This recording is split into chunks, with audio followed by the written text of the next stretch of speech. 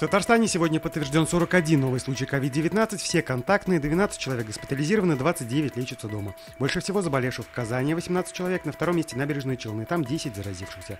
За минувшие сутки выздоровели 50 пациентов, на лечении остается 1151 человек.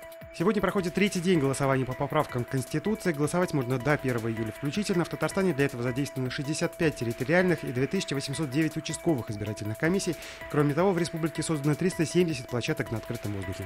Сегодня, в День молодежи, Рустам Минниханов посетил экстрим-парк Курам. Он расположился под мостом Миллениум. Любители экстремальных видов спорта испытали площадки по скейтбордингу, паркуру и другим дисциплинам. Заезды прошли без зрителей и при соблюдении всех санитарно-эпидемиологических мер.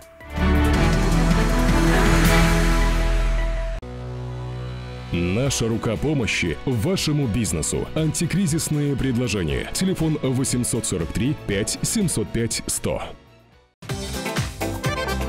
Көтөлмәгән кунак көттүреп кенә интернет челтәрләренә дә килеп җитте.